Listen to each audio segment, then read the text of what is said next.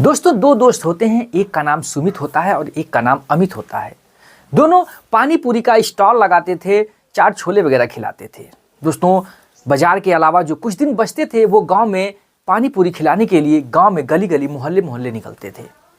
दोस्तों, एक दिन ऐसा होता है कि एक घर से एक जवान और हसीन महिला निकलती है जिसका उम्र लगभग 24-25 साल के आसपास का था और वो पानी पूरी उस स्टॉल पर खाने लगती है। सुमित जो होता है वो पानी पूरी खिलाने लगता है और अमित जो होता है वो ध्यान से उसकी तरफ देख रहा था। वो महिला जो थी कह रही थी, भैया थोड़ा मटर लगा दो, थोड़ा सा प्याज लगा दो, थोड़ा सा मिर्च लगा दो, वगैरह वगैरह कह रही थी और वो सुमित जो है वो देख रहा था खड़ा होकर। दोस्तों, वो पानी पूरी खाती है और उस स्टॉल से अपने घर में चली जाती है पैसे देकर। दोस्तों, उसके बाद कहीं ना कहीं सुमित को ये बात हजम नहीं हो रही थी और सुमित से कहता है कि देख भाई, ये तो तेरी पत्नी की तरह हूबहू दिख रही थी और इसका चाल चलन भी मुझे हूबहू तेरी पत्नी की जैसा लग रहा था और ये बोली विचार भी इसके पत्नी जैसा तेरे लग रहा था। दोस्तों, जो सुमित होता है वो इग्नोर कर देता है इस बात को और कहता है कि कहाँ तू भी मनगढ़ंत कहानियों के पीछे पड़ा है और ऐसी बातें कर रहा है। लेकिन कहीं ना कहीं जो अमित था वो उस पर दोबारा रिपीट उस बात को करता है कि तू क्यों नहीं इस बात को ध्यान दे रहा है, मैं जो ये बात कह रहा हूं। दोस्तों, क्योंकि जो सुमित था वो कहता है, यार जिस महिला के 4-5 साल पहले मर्डर हो गया हो, जिसके जुर्म में हम 18 महीने और तुम 9 महीने जेल काट चुके हो, वो महिला आखिर में पुलिस जो प्रशासन है उसे भी 50,000 का इनाम दे चुका हो, वो महिला आखिर कैसे जिंदा हो सकती है? आखिर में ये मनगढ़ंत ही तो कहानी है। लेकिन कहीं ना कहीं जो सुमित था ये बातें कहता है, लेकिन अमित उस बात पे अडिग हो जाता है कि नहीं, मुझे तो ये पत्नी तुम्हारी ही लग रही है। दोस्तों, ये लोग दोनों अपने तरीके से जांच करते हैं और जांच में पाते हैं कि वाकई ये तो सुमित की ही पत्नी है जिसके जुर्म में वो 9 महीने और वो दूसरा आदमी 18 महीने जेल काट कर आया हो और जो है कि कोर्ट में मुकदमा लड़ रहा है। जब ये बात धीरे धीरे पुलिस प्रशासन के पास पहुंचती है, सोशल मीडिया पर पहुंचती है, तो शासन में हड़कंप मच जाता है। जो वहाँ का एसएसओ होता है उसके होश उड़ जाते हैं कि आखिर में भूल कहाँ से हो गई। 2 प्रदेशों में हड़कंप मच जाता है कि आखिर में पुलिस प्रशासन ऐसा भी कर सकती है, बेगुनाहों को भी गुनाह दे देती है। दोस्तों, कहानी में ये सब कुछ कवर करेंगे कि कैसे ये सब कुछ हुआ, कैसे ये कहानी घटित हुई। दोस्तों, उससे पहले आपसे छोटी सी रिक्वेस्ट है कि वीडियो पर नए हैं तो वीडियो को लाइक कर दीजिएगा। अगर हमारी वीडियो अच्छी लगे तो चैनल को भी सब्सक्राइब कर लीजिएगा। दोस्तों, ये कहानी है मेहंदीपुर राजस्थान की, जहाँ पर बालाजी के स्थान है। वहाँ पर बहुत से दूर दूर से लोग घूमने आया करते थे। दोस्तों, उसी में एक परिवार होता है जिसका नाम रमेश होता है, उसकी पत्नी की नाम निधि होता है और उसके बेटी की नाम पूजा होता है। ये लोग उसी मेहंदीपुर बालाजी राजस्थान में जो है कि बालाजी के दर्शन के लिए पहुंचते हैं। वहां पर दर्शन देकर जो है कि पूजा पाठ करके टहल रहे थे उस मेले में, तभी वहां पर ये सुमित और अमित जो होते हैं ये जिगरी दोस्त होते हैं। दोस्तों, ये दोनों दोस्त होते हैं वहां पर अपना एक स्टॉल लगाकर पानी पूरी वगैरह खिला रहे थे, चाट छोले वगैरह खिला रहे थे। तो ये लड़की जो होती है पूजा, ये टहल रही थी, उस स्टॉल पे पहुंचती है और पानी पूरी खाने लगती है। दोस्तों, उसको बहुत अच्छा लगता है और सुमित जो होता है वो कहीं ना कहीं नजरों ही नजरों में इन दोनों लोगों का नैनाचार हो जाता है। दोस्तों, सुमित भी जवान था, 21 साल का जवान लड़का था और इधर जो पूजा थी वो 19 साल की जवान लड़की थी। दोनों अपने आप को कंट्रोल नहीं कर पाते और बातों ही बातों में दोनों का नंबर शेयर हो जाता है। मजाक मजाक में पूछती है पूजा कि आखिर तुम दिन भर में कितना कमा लेते हो, इतना हैंडसम लड़के हो, आखिर तुम लोग ये स्टॉल लगाकर क्यों अपने जीवन बर्बाद कर रहे हो। बातों में पता चलता है कि ये लोग दिन के लगभग 50,000 रुपए कमाई करते हैं, जिसमें कि लगभग 25,000 रुपए बचा देते। सोचती है ये तो बहुत बड़ा बिजनेसमैन आदमी है, क्यों ना इसी को से शादी कर लिया जाए। धीरे धीरे जो पूजा होती है इसकी नीयत गड़बड़ होती है, धीरे धीरे प्यार के जाल में फांसती है और रोज इनसे घंटों घंटों बातें होने लगती है और बात धीरे धीरे बातें करते करते इस कदर पहुंच जाती है कि दोनों एक साथ जीने और मरने की कसम खा लेते हैं। समय गुजरता है। ये जो पूजा थी, इसके पिता वृंदावन मथुरा से चलकर मेहंदीपुर गए हुए थे। इनका जो घर था वृंदावन में था। तो दोनों क्या होता है कि शादी करने का फैसला कर लेती हैं। वृंदावन से चलकर जो है कि पूजा पहुंचती है मेहदीपुर। वहाँ पर कोर्ट में जाते हैं और सुमित जो और पूजा दोनों कोर्ट मैरिज कर लेते हैं। इधर इसके पिता का ढूंढ ढूंढ कर बेटी का बुरा हाल हो गया था, क्योंकि बेटी जो थी घर से निकल चुकी थी। अब ये परेशान था कि मेरी बेटी आखिर कहाँ गई। 3 दिन गुजर जाते हैं। बेटी जो होती है अपने फ़ोन कॉल के दौरान फ़ोटो शेयर करती है अपने पिता के पास और पिता से कहती है कि आप पिताजी मुझे मत ढूंढिएगा, मैंने एक अच्छा सा अपना जीवन साथी चुन लिया है और मैंने उससे कोर्ट मैरिज कर लिया हूँ और ये मेरा एड्रेस पता वगैरह है। पिता भी आराम से घर पर बैठ जाता है कि चलो कोई बात नहीं। जाता है, टहल कर आता है अपने दामाद के घर। उसे भी कोई भी ऐतराज नहीं था। दोनों का जीवन अच्छे से चल रहा था। दोनों तनिक भी अपने जीवन में दुखी नहीं थे, अच्छे से चल रहा था। तो कहीं ना कहीं वो पूजा जो थी वो ये सोचकर शादी उसने किया था कि ये बहुत पैसे वाला है और 50,000 रुपये रोज कमाता है और इसके पास बहुत सारे धन दौलत होंगे। मैं ऐसो आराम से जीऊँगी, अच्छे से धनी सेठ बनकर जीऊँगी, अच्छी सी मालकिन हो जाऊँगी, मेरे पास पैसों रुपयों की कमी नहीं होगी। लेकिन घर में जाती है और जब इसके 4-5 दिन बीतते हैं, ये कुछ पैसों की डिमांड करती है और उधर सुमित जो होता है वो पैसे देने में नाकाम हो जाता है। ब्यूटी पार्लर वगैरह ले जाने की कहती है तो ये अपने धंधे में व्यस्त था, ये ले जा नहीं पाता है। तो इसे लगता है कि कहीं ना कहीं ये हमारा जो पति है वो मक्खीचूस है, ये मेरा जीवन, मेरे फैशन, मेरे डिज़ाइनर, इस जीवन का क्या ये चला पाएगा। ये तो लगता है निकम्मा ही है। वो दबे पाँव एक दिन 18 दिसंबर सन 2016 की रात थी, जब ये दबे पाँव घर से निकल जाती है। निकलकर वो चली जाती है, इसका कुछ भी अता पता नहीं लगता। सुबह जब सुमित उठता है, देखता है कि यार मेरी पत्नी तो घर पर नहीं है। इधर उधर पता लगाता है, कहीं भी पता नहीं चलता है। अभी शादी के 8 ही 10 दिन बीते हुए थे। इसके होश उड़ जाते हैं। सोचता है कि हो सकता है ससुर जी के घर गई हो। वहाँ पर फ़ोन लगाता है, ससुर से बात करता है। ससुर गुस्से में आता है कि लगता है मेरी बेटी को कुछ हो गया क्या। वहाँ भी नहीं होती है। इधर उधर बहुत पता लगाते हैं, कहीं भी पता नहीं चलता। उसका जो ससुर होता है वो पुलिस कंप्लेन जाके कर देता है वृंदावन के उसी थाने चौकी में और FIR दर्ज कर देता है कि मेरी बेटी को फला नाम का आदमी जो है कि 8 दिन पहले कोर्ट मैरिज किया और अब वो लापता है। पुलिस इस बात को नकार सोचकर फाइल को रख देती है। कुछ भी मामला नहीं बढ़ता है। धीरे धीरे जीवन चल रहा था। उधर उसकी जो थी फरियाद वो पड़ी हुई थी। पूजा की कोई भी पता नहीं चलता, कोई भी अता पता नहीं लगता पूजा आखिर में गई कहाँ। उधर जो सुमित था वो भी परेशान था कि मेरी पत्नी इतना अच्छा से बात कर रही थी, इतना मुझे प्यार कर रही थी और उसने लव मैरिज से मेरे साथ शादी की और आखिर कहाँ चली गई। कहीं ना कहीं उसके भी दिमाग में ये ख्याल गूंज रहे थे कि आखिर में क्यों मुझे छोड़कर चली गई। मैं पैसे दे दिया होता तो वो न जाती शायद। लेकिन 2-4-6 महीने गुजरते हैं। तभी जो है कि न्यूज़ में बैठकर उसके पिता जो होते हैं जो रमेश, वो देख रहे थे न्यूज़। तभी एक लावारिस लाश की पुष्टि होती है वृंदावन में कि एक लावारिस लाश मिली है जिसकी चेहरा पहचान में नहीं आ रहा, आखिर ये किसकी है। वहाँ पर वो उस थाने में पहुँचता है उसका पिता रमेश और ये पुष्टि कर देता है कि ये मेरी ही बेटी पूजा है, जिसका उन मेरे दामाद ने सुमित और उसका एक दोस्त अमित है मिलकर उसका मर्डर कर दिए हैं, ये मेरी ही लड़की है। पुष्टि कर देता है, जिसके आधार पर वृंदावन की, उत्तर प्रदेश वृंदावन की पुलिस जो होती है वो मेहदीपुर राजस्थान के पुलिस को इन्फॉर्म करती है और जाकर इन दोनों को अरेस्ट कर लेती है। दोस्तों कहानी बहुत ही रोचक था, बहुत ज़्यादा मोड़ आ गया था। कहीं ना कहीं सुमित और अमित ने खून मर्डर ही नहीं किया था, उनका कहना ये था। और ये जो था पुष्टि कर चुका था उसका पिता कि ये मेरी बेटी है। वाकई उसकी बेटी थी और उसका मर्डर हो चुका था। अब क्या होता है कि वहाँ से पुलिस जब उठाती है, इससे बहुत ज़्यादा पूछताछ करती है। ये लोग उस मर्डर खून का इंजाम अपने सर लेने से मना कर रहे थे। ये लोग अपना जो है कि जुर्म कबूल नहीं कर रहे थे। उसके खिलाफ बहुत सारे जो थे कि कठोर कार्रवाई की जाती है, डंडों से बारिश की जाती है, उनको 3rd डिग्री दी जाती है, उल्टा करके लटका के पीटा जाता है। वृंदावन पुलिस लाकर इन्हें इतना मारती है, इतना टॉर्चर करती है कि इनके होश उड़ जाते हैं। यहाँ तक तो ठीक था, न जुर्म कबूल करने की वजह से इनके 10 नाखून उखाड़ दिए जाते हैं।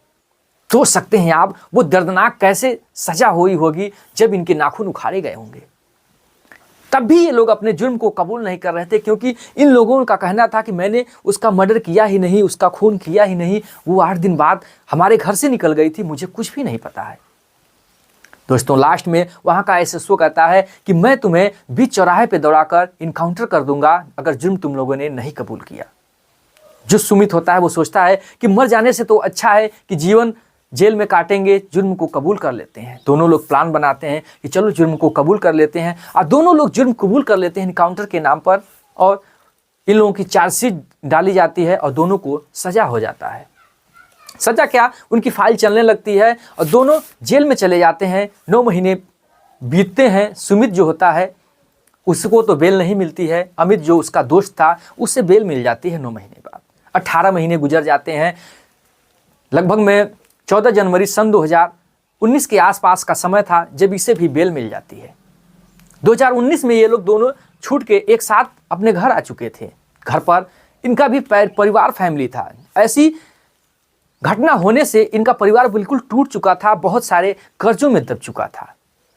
इधर जो सुमित था, इनके 3 भाई थे, एक बेटी थी जिनकी सारे की शादी हो चुकी थी। ये छोटा था सुमित, जिसने लव मैरिज करके शादी किया था, लेकिन उसका दोस्त जो अमित था वो सबसे बड़ा था। उससे 3 भाई उसके छोटे थे, एक बहन थी। अमित की शादी भी तय थी, लगभग में 1 महीने बाद उसकी शादी थी, लेकिन होने की कोई भी पीछे नहीं टाल सकता है। अपने दोस्त के इस जुर्म में फंसकर उसकी भी रिश्ता टूट गया। जो 3 भाई थे उनके भी विवाह नहीं हो रहे थे, 3-4 साल गुजर गए थे। बहन थी जो जवान हो चुकी थी, उसके लिए भी रिश्ता नहीं आ रहा था, कोई करने के लिए तैयार नहीं था शादी करने के लिए। उसका परिवार बिल्कुल बेहाल था। इनको घृणा की नज़र से देखने लगा। आने के बाद इन्हें घर पर रहने की इजाज़त भी नहीं दी गई। ये बेचारे एक पास के ही रूम किराए पर लेकर ये लोग अपना जीवन चलाने लगे। दोनों रहने लगे क्योंकि इन्हें घर से बेदखल कर दिया गया। ये लोग परेशान थे कि हम लोगों के जीवन में कैसी वो घटना हो गई, कैसा हम लोगों के जीवन में मोड़ आ गया, जो कि हम लोग ना घर के रहे ना घाट के रहे। सभी लोग घृणा की नज़र से देखते थे। इनको बहुत ही जीवन में कठिनाइयाँ हो रही थी, लेकिन कहीं ना कहीं दोस्ती इन लोगों की इतनी पक्की थी, दोनों लोग एक दूसरे का साथ दे रहे थे। अपने आप पर कभी भी शक इन लोगों ने नहीं किया। ये लोग दोस्त की तरह अपना जीवन गुजार रहे थे। अब करते भी क्या, फिर से एक ठेला लेते हैं और अपना जीवन गुजार रहे थे। वहीं फिर से जो है कि एक स्टॉल लगाते हैं पानी पूरी की और अपना जेब खर्चा चला रहे थे। जब ये कहानी हुई थी तो पूरे क्षेत्र में ये हड़कंप मच गया था। ये पूरी वारदात हो गई थी कि जो वहाँ पर पानी पूरी लगा रहा था, जो सुमित और अमित थे, वो दोनों अपनी पत्नी के मर्डर केस में ये लोग जेल चले गए हैं, क्योंकि वो इतना मशहूर थे पानी पूरी के नाम से कि लगभग 20-20 किलोमीटर से लोग केवल पानी पूरी वहाँ खाने के लिए आते थे, क्योंकि ये लोग इतना स्वादिष्ट पानी पूरी बनाते थे कि क्यों ना कोई उंगलियां चाट कर जाता था। ऐसे लोगों की जो थी कि जेल जाने के बाद तो नाम तो होगा ही। एक बंदा आता है वहाँ पर दूर से, जालौन के आसपास से, वो बताता है कि तुम्हारी पत्नी की हूबहू दिखने वाली हमारे गांव में एक महिला है जो तुम्हारी पत्नी की तरह दिखती है, और वहाँ पर जो है कि जाकर देखिए कहीं तुम्हारी पत्नी ही तो नहीं है। तुमने उसके मौत के जुर्म में तुमने इतने साल गुजारे और तुम लोगों के पास इतने दाग धब्बे तुम्हारे सर पर लगे हुए हैं। कहीं ना कहीं ये लोग सोच रहे थे कि मैंने तो खून किया नहीं, आखिर खून किसने किया। ये लोग भी पता लगाने की कोशिश कर रहे थे। वहाँ पर उस थाने चौकी में जाते हैं और वहाँ के एसएसओ से कहते हैं कि सर मैंने खून नहीं किया था, भले मैंने अपने जुर्म कबूल कर लिया, आखिर हकीकत क्या थी। तो वहाँ पर इन लोगों को पागल करार देकर वापस भगा दिया जाता है कि ये लोग पागल हो गए हैं। मेंटली टॉर्चर की वजह से इनका हालात जो था वो ख़राब हो चुका है, दिमाग ख़राब हो चुका है। दोस्तों फिर ये लोग इस बात को पुष्टि करने के लिए वहाँ पर जाने का फैसला लेते हैं। दोस्तों उस गांव में जाते हैं फेरी वाला बन के, गाय भैंस बकरियां वगैरह खरीदने के लिए, लेकिन वहाँ पर उस गांव में कुछ भी पता नहीं चलता है। सोचते हैं कि ज़्यादा समय तक अगर इस गांव में रुका गया तो लोग अनजान व्यक्ति समझकर हमारे खिलाफ एक्शन ले सकते हैं कि आखिर ये कौन लोग हैं। वहाँ से फिर वापस चले आते हैं। फिर ये प्लान बनाते हैं कि किस तरीके से चला जाए। फिर अपनी पानी पूरी की स्टॉल ले जाकर उस गाँव में पूरी पानी पूरी बेचने लगते हैं। दोस्तों जिस घर पर शक था उस घर के सामने इर्द गिर्द पानी पूरी बेच रहे थे। 1 दिन गुजर जाता है, 2 दिन गुजर जाता है, लेकिन पता नहीं लगता है दोस्तों। लेकिन ये लोग रोज पानी पूरी उस गांव में बेच रहे थे। उस गांव के आसपास, उस घर के आसपास पानी पूरी नाम का डिंगोरा पीट रहे थे, मशहूर पानी पूरी वाला, और अपना नाम वहां पर बदल चुके थे। अपने वेशभूषा को भी बदल लिए थे ताकि वो जो पूजा थी वो निकले तो पहचान ना पाए। दोस्तों आखिर धीरे धीरे समय गुजरता है और ये पानी पूरी की बहुत ही यादी थी पूजा, बहुत ही इसे पानी पूरी खाने का बहुत मन था। तो ये घर में से निकल के जो है कि आती है, सोचती है क्यों ना मैं भी चलूँ पानी पूरी खा लेती हूँ। स्टॉल पर आती है, पानी पूरी खाने लगती है। जो सुमित होता है वो पानी पूरी स्वादिष्ट बनाकर उसे खिला ही रहा होता है और अमित जो होता है वो उसे ताड़ता निहारता रह रहता देख रहा था। उसके मोमेंट को वो समझ जाता है कि ये वही पूजा है, वो समझ जाता है। खाने के बाद वो फिर अंदर चली जाती है। ये लोग उस बात की पुष्टि नहीं करते हैं, क्योंकि अगर वो जान जाती तो वहाँ से इस भारत में बड़े जैसे देश में भाग जाएगी, हम लोग कहाँ ढूंढेंगे उसे। दबे पाँव वहाँ से वो लोग चले आते हैं। जिस मिशन से वो लोग गए थे वो मिशन कामयाब हो जाता है कि हाँ वो हकीकत में पूजा ही है, वही है। वहाँ पर जिंदा है जिसकी जुर्म में हम लोग 2.5 साल जीवन कारावास जेल में गुजार चुके हैं, जिसके मर्डर केस में पुलिस को 15,000 से लेके 50,000 रुपये तक इनाम रखा गया। पुलिस 50,000 का हकदार हुई और कुछ लोगों के तो प्रमोशन भी हो गए उस मर्डर केस के सुलह करने में। और वो महिला आखिर में जिंदा है। वो लोग दौड़ के अपने मेहदीपुर बालाजी वहाँ पर चौकी थाने में एसएसओ के पास जाते हैं, ये सारी प्रक्रिया बताते हैं। कहता है तुम लोग पागल हो गए हो, तुम लोगों के दिमाग खराब हो गए हैं, तुम लोगों ने जेल काट के आया है, तुम लोग उस सदमे से बाहर नहीं निकल पा रहे हो। भला कोई औरत जिसका मर्डर हो गया हो वो जिंदा हो सकती है क्या? मानने के लिए तैयार नहीं था। तो लाख हिस्से कहने के बाद भी वो कहता देख तेरे मुंह से कहने से कोई बात नहीं होती। पुलिस प्रशासन और कोर्ट को साबुत चाहिए, साबुत लेकर आओ तभी तो आके मामला बढ़ेगा। अब ये लोग भी कहीं ना कहीं सोच रहे थे कि वाकई पुलिस प्रशासन को तो साबुत चाहिए, साबुत कहाँ से लाएं। वापस वो लोग अपने स्टॉल पर आते हैं, अपना जीवन चलाते हैं। धीरे धीरे सोचते हैं कि अब क्या किया जाए। पास ही में उसका एक दोस्त होता है जिसका नाम सियाराम होता है। वो जनसेवा केंद्र की दुकान चला रहा था, जो कि ऑनलाइन सर्विसेज वगैरह दे रहा था। दोस्तों वो दिन था 18 दिसंबर सन 2020 का। धीरे धीरे 2020 आ चुका था 16 से। उस समय ई श्रम कार्ड की बहुत तेजी से प्रचलन था। कोरोना के बाद सरकार ने अलॉट किया था कि हम ई श्रम कार्ड वालों को 1000 रुपये प्रत्येक महीने में खाते में देंगे भरण पोषण के लिए।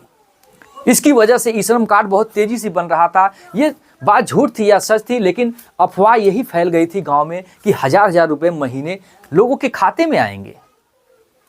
उसका दोस्त बहुत तेजी से बना रहा था। कहीं ना कहीं वो भी इस स्टॉल पर जाकर पानी पूरी वगैरह खाता था। कहीं ना कहीं वो भी दुखी था अपने दोस्तों की ऐसी घटना होने की वजह से। तो ये लोग जाते हैं, उससे वो सारी बातें बताते हैं कि यार दस्तावेज वगैरह निकालना है, कैसे निकलेगा। फिर वो जो सियाराम होता है उसका दोस्त, वो एक प्लान बनाता है। वो ऑनलाइन सर्विसेज दिलाने के लिए अपने लैपटॉप को उठाता है, उसी गांव में पहुंच जाता है कि ई श्रम कार्ड बनवा लीजिए जो तेजी से बन रहा है और प्रत्येक महीने 1-1000 रुपये लोगों के भरण पोषण के लिए सरकार दे रही है और आपको भी मिलेगा। दोस्तों गांव में कैंप लगाकर पूरे गांव का जो था कि एक ओर से बना रहा था, वो परिवार निकल के नहीं आता है।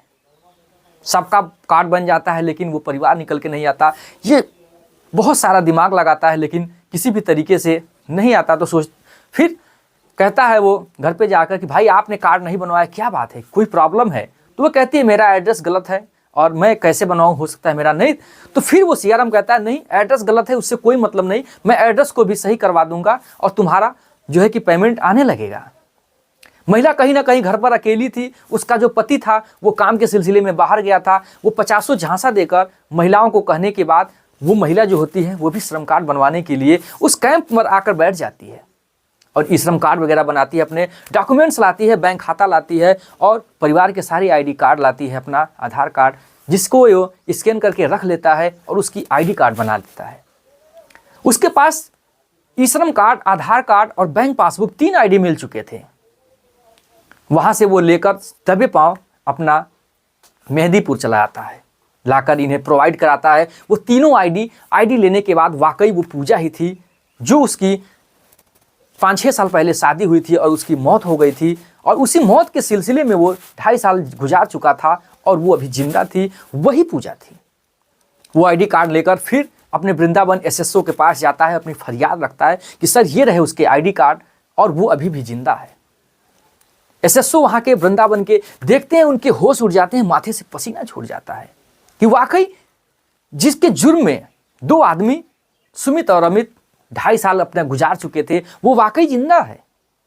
अब वहाँ से अपनी टीम जो है वो वृंदावन के पुलिस थाने में भेजती है और वहाँ पर ये बात बताती है। कहीं ना कहीं यहाँ के भी एसएसओ के होश उड़ गए थे, उनके भी हालत ख़राब हो रहे थे कि आखिर पुलिस से इतना बड़ा चूक कैसे हो गया। लोगों की प्रमोशन तक हो चुके थे। दोस्तों फिर से वो एक्शन लिया जाता है और फिर वृंदावन जो पुलिस होती है उस आरती के घर पर छापा मारती है जालौन में, और जाने के बाद वहाँ पर छापा मार के उस आरती को वृंदावन ले आती है।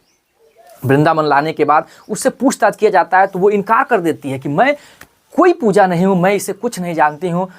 लेकिन कहीं ना कहीं आईडी वो बयां कर रही थी, वो जो उसके कोर्ट मैरिज के वो कागजात थे वो बयां कर रहे थे कि ये वही पूजा है। उसके पिता को बुलाया जाता है, उसकी माता को, उसकी भाई को भी बुलाया जाता है। भाई और माता वो लोग पहचान लेते हैं कि हाँ वाकई यही पूजा है, लेकिन पिता उसका नहीं पहचान, कहता है कि नहीं मैं ये नहीं जानता हूँ कि ये कौन सी है, कौन लड़की है, मेरी ये लड़की नहीं, मेरी लड़की तो 5-6 साल पहले उसकी मौत हो गई थी। लेकिन जब उसे भी 3rd डिग्री दिया जाता है उस पूजा को और उसे भी टॉर्चर किया जाता है उसी तरीके से नाखून उखाड़कर और इनकाउंटर के लिए, तो वो सकड़ लेती है कि हाँ ये मेरा ही पति है, मैंने इससे शादी जरूर किया था, लेकिन 7-8 दिन में मुझे पता लगा कि ये तो निकम्मा आवारा है, इससे मेरी जीवन नहीं निकल पाएगा, ये भौकाल ज़्यादा लगाता है, इसके पास पैसे वगैरह नहीं है। मैंने इससे 50,000 का डिमांड लिया, मेकअप वगैरह ये देने में नाकाम रहा, जिससे मेरी बात एक पास के ही एक लड़के से भी मेरी चल रही थी, मैं उससे भी बेतहा मोहब्बत करती थी। तो मैंने सोचा कि इससे तो बढ़िया वही है, उसी से प्यार कर लेती हूँ। फिर से उससे कोर्ट मैरिज करा लिया और उसके साथ जीवन जीने का मैंने फैसला ले लिया। वो अच्छे से मेरा जीवन खातेदारी कर रहा था, अच्छे से सब कुछ चल रहा था। पुलिस कहती है कि आखिर तुम जीवन में पहुंच ही गई तो क्यों नहीं इसे इन्फॉर्म कर दिया, ये तो तुम्हारी मौत के सजे में इन लोगों ने तो जेल काटा और इतनी बड़े सजे के हकदार हुए। वो कहती है कि अगर मैं इसे बताता तो मेरा पति जान जाता, मुझे वहाँ भी रहने से वो इनकार कर देता कि तुम तो ऐसी हो, तो मेरा तो जीवन व्यर्थ हो जाता। कहीं ना कहीं वो अपनी फरियाद बताती है पूरी, और इधर उसका पिता जो होता है वो फरार हो जाता है। अब मामला यहाँ पर आ जाता है कि फिर से उसके पिता को ढूंढ के लाया जाता है। पिता को जब कहा जाता है तो वो करने के लिए तैयार नहीं होता। फिर कहा जाता है कि अब इसकी और तुम्हारी डीएनए जांच करवाई जाएगी, जिससे पता चलेगा कि वाकई ये तुम्हारी बेटी है। फिर वो भी सकड़ लेता है कि हाँ ये मेरी ही बेटी है और इन लोगों को निर्दोष फंसाया गया था। दोस्तों अब पूरी कार्रवाई करके उसका चार्जशीट फिर से दायर किया जाता है, कोर्ट में हलफनामा जाता है कि ये लोग निर्दोष फंसे हैं और कहीं ना कहीं इन लोगों का जीवन तो बर्बाद हो चुका था, इनका परिवार 20 लाख के कर्ज के चपेट में चला गया था। लेकिन इंसाफ की फिर से फरियाद की जाती है और पुलिस प्रशासन में कहीं ना कहीं चूक हुई थी। दोस्तों अब मामला इनका प्रोसेस में सन 2021 से चलने लगता है और आज भी इन लोगों का प्रोसेस चल रहा है दोस्तों। लेकिन कहीं ना कहीं पुलिस अगर चाहती, अगर अच्छे से इन्वेस्टिगेशन करती तो इन लोगों का जीवन बच जाता। आज भी ऐसे ऐसे कई लोगों के जीवन बर्बाद हो रहे हैं, ऐसे ऐसे कई लोग बेगुनाह लोग गुनाह का शिकार हो रहे हैं। दोस्तों कहानी सुनाने का मकसद मेरा किसी की भावनाओं को ठेस पहुंचाना नहीं, बल्कि आपको जागरूक करना है कि दोस्तों आप भी सतर्क रहें। और मुझे ये कहानी सुनाकर किसी भी पुलिस प्रशासन को बेइज्जती नहीं करना है। मेरा उद्देश्य ये है कि आप अपना अच्छे से काम करें, इन्वेस्टिगेशन करें, ताकि किसी का भी हंसता खिलता परिवार बर्बाद ना हो। जैसे कि इन दोनों का परिवार, ये लोग अपने परिवार से बेदखल हो गए, इनके भाइयों की जीवन शैली बिगड़ गई, उनका शादी विवाह रुक गया और ये लोग घर से पूरा बर्बाद हो गए। ऐसे किसी के साथ ना हो दोस्तों फिर मिलेंगे ऐसी ही इंटरेस्टिंग और इमोशनल कहानी लेकर। अगर वीडियो पर नए हैं तो चैनल को सब्सक्राइब कर लीजिएगा। फिर मिलेंगे। जय हिंद, जय भारत, वंदे मातरम।